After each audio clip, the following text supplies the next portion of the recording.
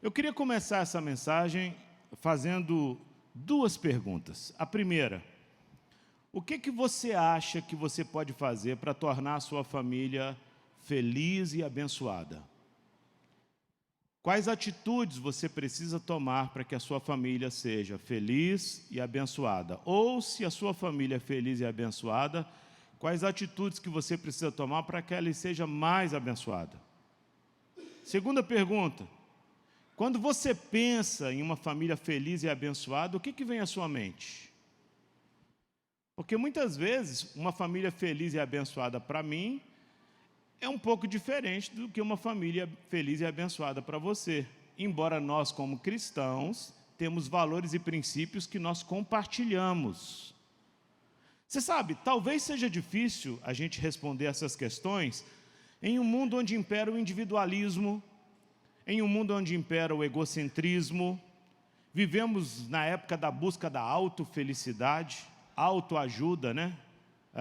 Um mundo onde os valores eternos têm sido deixados para o lado, na busca de valores focados apenas no prazer. O importante é eu ser feliz, é o que todo mundo diz hoje. As pessoas se esqueceram de que ninguém é feliz sem que um coletivo seja também. Por exemplo, não adianta eu apenas ser feliz na minha casa. A casa precisa ser uma casa abençoada e feliz, porque eu nunca serei feliz se eu ver os filhos infelizes. Nós precisamos entender isso. Mas, na perspectiva divina, a gente nasceu, não foi nem para ser feliz. Porque esse negócio hoje, dessa neura de querer ser feliz hoje, isso é coisa da modernidade. Na verdade, nós nascemos para fazer outros felizes, principalmente os da nossa família. Nós fomos criados para fazer outras pessoas sorrirem. A Bíblia diz, tudo que você quer para você, dê para o outro. Quer dizer, vai voltar para mim o que eu dou. Se eu consigo doar amor, o amor volta. Se eu consigo doar a dedicação volta. Se eu consigo doar financeiramente, isso volta. É um princípio, é a regra áurea da Bíblia, Mateus 7,12. Tudo quanto quereis que os homens vos façam, façais vós também a eles. Eu sei que não existe família perfeita, mas no meio de todas as imperfeições da minha e da sua família, no meio de todos os problemas que a gente vive, no meio de todas as lutas e desafios que eu e você enfrentamos, eu acredito que Deus tem um caminho que, se trilhado corretamente, pode fazer a sua família feliz e abençoada. Eu creio que Deus tem um caminho que, se trilhado por nós, pode transformar a nossa casa numa casa agradável, num lugar gostoso de morar. Porque eu conheço famílias que estão vivendo tempos de uma tristeza profunda. É como se essas famílias estivessem sentadas sobre as cinzas dos sonhos. Famílias que têm curtido a amargura. Eu conheço famílias que não conseguem mais desfrutar de um tempo de alegria, nem de paz, nem de comunhão, nem de harmonia. Eu conheço famílias que não conseguem mais sorrir, cujas histórias são marcadas por lágrimas, e parece que não tem um ponto final. Eu conheço famílias em que as pessoas se tornaram inimigas morando na mesma casa. É triste isso, mas eu conheço famílias assim, e talvez você conheça também. Será que, quem sabe, essa não é a história da sua vida e da sua família? Será que essa não tem sido a realidade do seu lar? Eu não sei, não sabemos. Mas eu queria mergulhar no texto que nós lemos e extrair dele algumas lições que fazem parte do caminho de Deus para tornar a nossa família feliz e abençoada. Eu queria que a gente pegasse esse texto de João, capítulo 2, onde relata o primeiro milagre de Jesus, e nós vamos aprender a como construir uma família feliz e abençoada. Quem está entendendo, diga amém. Primeira coisa, para construir uma família feliz e abençoada, você não pode deixar faltar o principal. O que é o principal, gente? Vou ler o texto para vocês. Jesus e os seus discípulos também haviam sido convidados para o casamento. Vou parar um pouquinho para você passar, para pegar.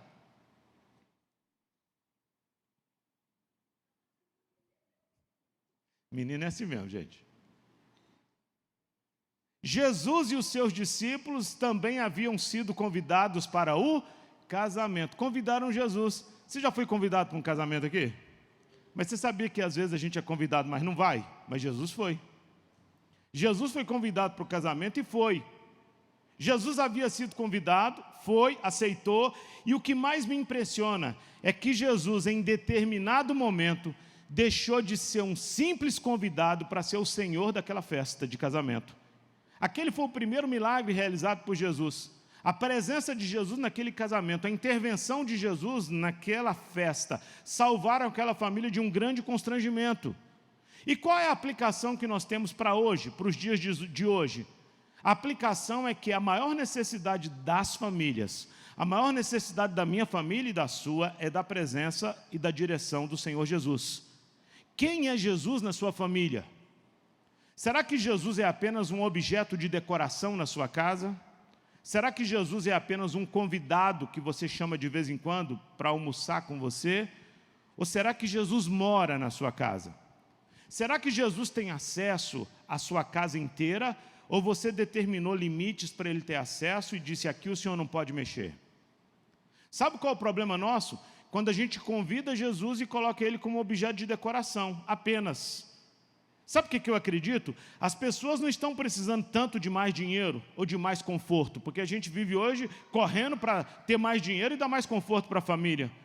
Mas hoje as famílias estão desesperadamente precisando da presença e da direção de Jesus na vida delas. O seu lar pode ter tudo, você pode ter dinheiro, você pode ter conforto, você pode ter saúde, você pode ter amigos, você pode ter prosperidade. Mas se Jesus não é o centro da sua vida, se Jesus não é o centro do seu lar, o dinheiro e o conforto podem se tornar maldição. E é isso que nós temos visto hoje. Gente que conquistou dinheiro e conforto, mas sem Jesus se tornou maldição. Somente Jesus é capaz de trazer plena satisfação à sua alma. Só Jesus pode dar sentido para a nossa vida e para a nossa família. Então, se você deseja ter uma família abençoada, você não pode esquecer do principal, que é Jesus. Quem está entendendo, diga amém. Segundo ponto que me chama a atenção é que o texto de João 2 diz assim, tendo acabado o vinho acabou. O que a gente aprende com isso? Que para construir uma família feliz e abençoada, a gente precisa ser rápido para discernir quando a alegria estiver acabando em casa. O vinho é sinônimo de alegria. A própria Bíblia diz assim, não vos embriagueis com o vinho, mas enchei-vos do Espírito Santo. Maria, usando da sua sensibilidade espiritual e da sua percepção feminina, livrou aquela família de um grande vexame. Ela percebeu que o vinho tinha acabado, ela não ficou parada, ela não guardou o problema só para ela, ela tomou uma iniciativa, Maria estava ligada. Eu queria dizer, fique ligado quando você perceber que a alegria está saindo da sua casa. Porque há momentos em que a casa da gente é tão gostosa, há muita alegria, você gosta de estar lá dentro. Quando você perceber que as coisas estão mudando, que as pessoas já não gostam tanto de estar dentro de casa, que a alegria já não está, você precisa tomar uma atitude rápida, você não pode ficar esperando. A gente precisa aprender a discernir quando a alegria da nossa casa está esfriando. Porque muitas famílias ou muitos casamentos vão de mal a pior. Porque muitas vezes as pessoas não percebem os problemas enquanto eles estão pequenos. É mais fácil você resolver um problema quando ele está pequenininho. Em Efésios diz assim, não se ponha o sol sobre a vossa ira. Significa, não deixe para amanhã para resolver o problema que tem que ser resolvido hoje. Não fique empurrando com a barriga. Depois eu resolvo isso. Você sabia que há muitas famílias que têm um problemaço, um gigante enorme, porque quando o problema começou que era pequenininho, ele foi deixando. Depois eu resolvo, depois eu resolvo, depois eu resolvo. E agora já não dá mais para resolver. Nós precisamos, quando detectar o problema, já resolver. Cada problema precisa ser resolvido assim que ele é detectado. Muitas famílias vão de mal a pior, porque o marido e a mulher muitas vezes estão desatentos, estão deixando o tempo passar, e quando vão buscar ajuda, já é tarde demais. Você sabe o que é isso? Procrastinação, deixar para amanhã o que pode ser feito hoje. O que a gente precisa fazer? Conversar um com o outro, investigar os computadores e os celulares dos nossos filhos, confrontar os nossos filhos. Não faça vista grossa para o problema que está diante dos seus olhos. Lá em casa, eu e minha esposa e meus filhos tomamos uma decisão. Nós temos a senha de todas as redes sociais de cada um. Meus filhos e minha esposa têm a senha do meu Instagram, até o pessoal aqui da igreja tem a senha do meu Facebook, eles têm a senha do meu e-mail, eu tenho a senha deles. Por que nós tomamos essa decisão? Porque a gente a gente chegou à conclusão de que a maioria das vezes que a gente faz besteira é quando a gente pensa que está sozinho.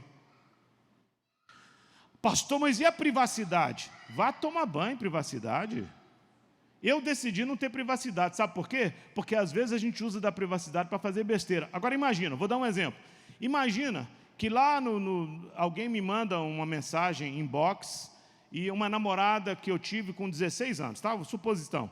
A pessoa, Daniel, te achei, como é que você está? Como eu sei que minha mulher tem a senha e meus filhos, o que eu faço imediatamente? Excluo a conversa, eu não quero nem continuar a conversa. Mas se eu tivesse a certeza que só eu tinha a senha, eu poderia dar corda, né? Ô, fulana, quanto tempo? Como é que você está? Aí vem a conversa. Eu separei. É mesmo, separou? Não deu certo seu casamento, não? Não, o meu também está ruim. Ó, pronto. Está tudo armado. Eu vou fazer uma besteira dessa? Por quê? Primeiro que eu não quero fazer. Segundo, que eu estou sendo vigiado. Eu decidi gostar de ser vigiado, para poder fazer a família dar certo. Lá em casa a gente faz isso. Sabe, a gente precisa investigar. Por quê? Porque senão um problema pequeno vai ficando grande. É melhor resolver os problemas e conflitos enquanto ainda existe a possibilidade de uma reconstrução. O que está errado precisa ser corrigido rapidamente, e isso exige muita responsabilidade. A gente tem que discernir de forma rápida o que está levando a alegria da nossa família embora. Eu pergunto, o que tem levado a alegria da sua família embora? Você precisa reagir rápido. Você precisa acertar o alvo, consertar esse problema. Você precisa discernir isso rápido, porque a nossa casa precisa ser um pedacinho do céu. E para ser um pedacinho do céu, a gente precisa regar isso todo dia e trabalhar todo dia nisso. Quem está entendendo, diga amém. Terceira coisa que me chama a atenção no texto, está lá em João 2,3, que diz assim: tendo acabado o vinho, nós já falamos, a mãe de Jesus lhe disse, eles não têm mais vinho. A mãe de Jesus procurou a pessoa certa. Terceira coisa que a gente vê nesse texto, quando você tiver um problema, procure a pessoa certa. Maria conhecia Jesus. Quem é que podia mudar aquela situação ali? Era Jesus. Toda a família passa por crise. Alguns recorrem a tantas coisas, mas não recorrem à pessoa certa na hora da crise. Maria foi buscar Jesus, ela levou os problemas para ele. Tem uma música que a gente cantava, dizia assim, vou levar meus problemas para Deus, entregar meus problemas para Deus. Onde é que você leva seus problemas? É para Ele. Tem gente que fica compartilhando problema com quem não vai te ajudar, pelo contrário, vai te atrapalhar. Cuidado com isso. Eu estava falando hoje de manhã e é sério. Eu corto cabelo geralmente em barbearia, onde tem mais jovens. E conversa de homem é futebol, os meninos lá tem uns atleticanos, uns cruzeirenses, aí fica lá, seu time é ruim, o seu que é ruim, aquelas coisas todas de conversa de homem.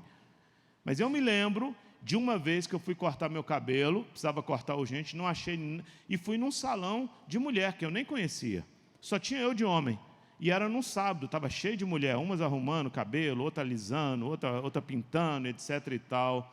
Gente, eu vi cada assunto ali, que eu fiquei apavorado. Tinha umas duas que tinham separado recentemente, estavam contando para as outras todas as aventuras que elas estavam fazendo com ex-namorados e com outros companheiros. E aí eu fico imaginando as que estavam ali dentro casadas ouvindo isso. Porque elas contavam como se fosse a coisa melhor do mundo. Agora eu sou livre, agora eu estou aproveitando a vida. E aí eu vejo que, às vezes, uma que estava lá, isso pode acontecer, que não tem ainda um caráter cristão muito bem-vindo, fala assim, olha, ela está feliz agora, está nada, ela mentiu. Não está. É ilusão. A maioria, quando passa desse momento de falar assim, agora eu vou viver minha vida, cai numa depressão terrível. A gente precisa tomar cuidado, porque o segredo da felicidade na família não é a ausência de problemas, mas é sabedoria e rapidez para resolver os problemas, para chamar Jesus para o meio. Quando você tiver com um problema no casamento, você chama o Senhor para te ajudar, ou chame alguém que tenha princípios bíblicos, porque senão você vai ouvir conselhos como, larga, você merece ser feliz, está cheio de homem por aí, está cheio de mulher por aí, o que mais tem é isso? Não é assim que a gente ouve aí fora? Então, quando você tiver um problema, recorra à pessoa certa. Jesus é a resposta para a família. Ele é a solução de Deus para o lar. Quando a gente leva os nossos problemas e deixa aos pés do Senhor, a gente lembra do Salmo 121, que diz assim: eleva os meus olhos para os montes, de onde me virá o socorro? O meu socorro vem do Senhor, que fez os céus e a terra. De onde vem o socorro, gente? Que fez os céus e a terra. Eu pergunto, a quem você tem recorrido quando o sofrimento chega em casa? A quem você tem pedido ajuda quando a tristeza toma conta do coração das pessoas da sua família? Não fique buscando alternativas ou paliativas para a sua dor. Busque a Jesus, recorra a Jesus, clame a Ele, grite por Ele. Jesus é a pessoa certa para trazer solução quando a crise chegar à sua tenda. Quem está entendendo, diga amém.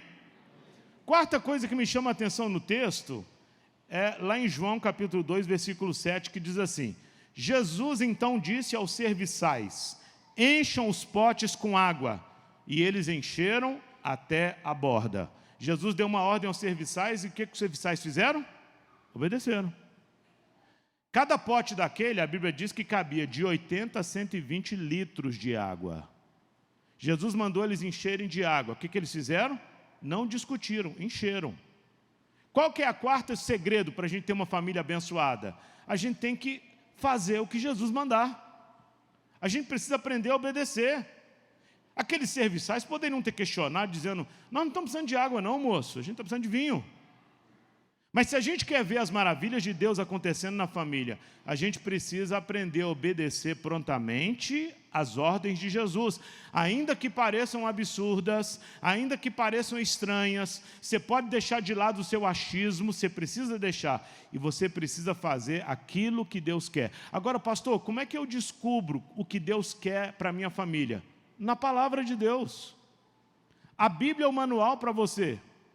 Se você virar para mim e falar assim: mas eu não concordo com muitas coisas da Bíblia, como uma vez me disseram, eu falei: o problema é seu, porque quem quebra princípio acaba sofrendo. Você pode discordar do que você quiser, mas a gente acaba sofrendo quando quebramos princípios. Sim ou não? Vou dar um exemplo que eu sempre tenho dito. Imagina, você fala assim: eu não concordo com a lei da gravidade, você balela. Ok, é um direito seu de não concordar, mas pula de um prédio de 20 andares, vamos ver se sobra alguma coisa lá embaixo. Você pode até discordar, mas os princípios existem. Eles são realidades. A Bíblia está cheia de princípios. E o melhor que você tem que fazer é concordar com aquilo, porque se você discorda, você acaba sofrendo por isso. Nós precisamos aprender a obedecer. Obediência. Muitas as vozes do nosso tempo, né, se forem ouvidas, vão levar a gente para distante de Deus. Mas hoje o que a gente precisa fazer é ouvir, obedecer e fazer o que Jesus mandar. Ei, transforme a sua casa numa casa obediente à voz do Senhor. Quem está entendendo, diga amém. E a quinta coisa que me chama a atenção, está lá no versículo 10, que diz assim: todos servem primeiro o melhor vinho, e depois que os convidados já beberam bastante, o vinho inferior é servido, mas você guardou o melhor até agora.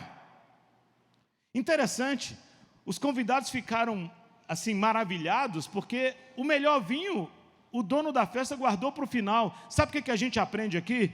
Que os melhores dias ainda estão por vir na sua casa. O melhor de Deus ainda está por vir. Não desista não. Às vezes você fala: não, pastor, você está dizendo aí, mas minha casa está uma bagunça. Quem sabe você está dizendo: nossa, pastor, minha casa está toda fora do lugar. Tá. Ei, tem jeito para você. O melhor de Deus ainda está por vir na minha vida e na sua. Deus é um Deus de restauração. O vinho que Jesus transformou era o da melhor qualidade. Deus tem o melhor vinho para a sua casa. Deus tem o melhor para a sua família. O costume naquela época era oferecer o melhor vinho e depois, quando o pessoal já estava um pouco alto, dar o vinho inferior. Mas com Jesus o melhor vem sempre depois. Vira para a pessoa do seu lado e fala assim: o melhor de Deus ainda está por vir. Diga para ele, só para lembrar, ainda está por vir. A sua família não precisa ser um fracasso.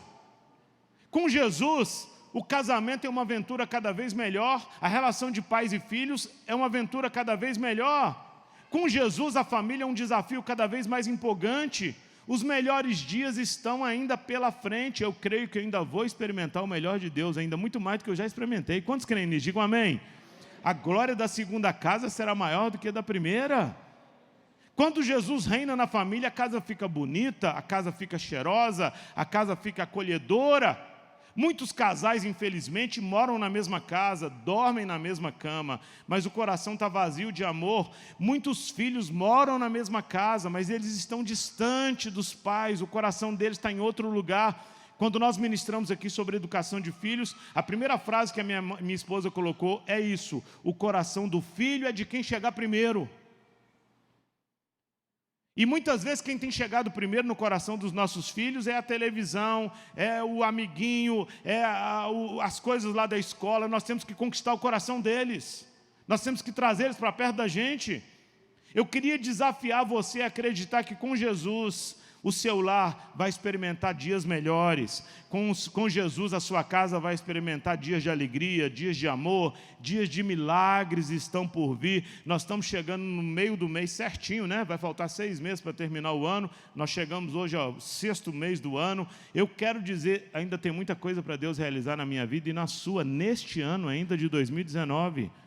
O melhor de Deus ainda está por vir. Porque quando Jesus intervém, o amor é restaurado. Quando Jesus intervém, a alegria volta a pulsar. A família volta a experimentar milagres do céu. A questão toda é: o que você está fazendo para levar a sua família mais para perto de Deus? Existe um altar de adoração dentro de casa? Na sua casa tem oração? Na sua casa tem adoração? Porque a igreja começa dentro de casa. Na sua casa tem culto ao Senhor? Ou você deixa só aqui para quando você vem no templo? Você acha que seu filho, passando aqui 2 horas por semana, está sendo discipulado de verdade? Imagina quantas horas tem a semana. Se você não discipulá-lo em casa, dia e noite, ensinando, alguém vai ensinar ali fora. Nós precisamos entender isso. Os dias passam depressa, gente.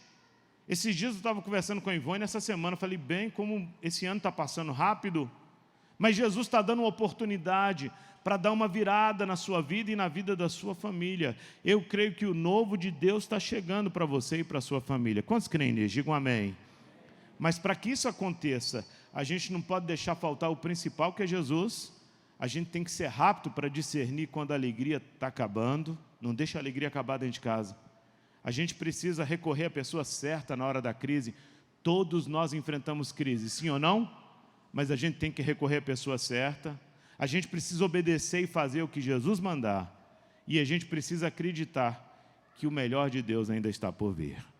Eu creio que o melhor de Deus ainda está por vir na minha vida e na sua. Quantos creem nisso? Agora, faça alguma coisa. Milagre é provocado. Se por acaso está faltando a presença de Deus na sua casa, faça alguma coisa para atrair a presença de Deus para dentro da sua casa. Transforme a sua casa num lugar agradável, onde Jesus seja o primeiro lugar. Faça isso e você vai experimentar o melhor. Às vezes você está correndo demais, né, tentando arrumar dinheiro e tentando dar conforto para a família. Eu não acho isso errado, não. Eu acho que você pode fazer isso. Mas não se esqueça que conforto e dinheiro sem Jesus vira maldição. Nós precisamos ter Jesus na nossa vida. Amém, gente? Amém? E eu queria que nós orássemos. Você pode ficar de pé, por favor?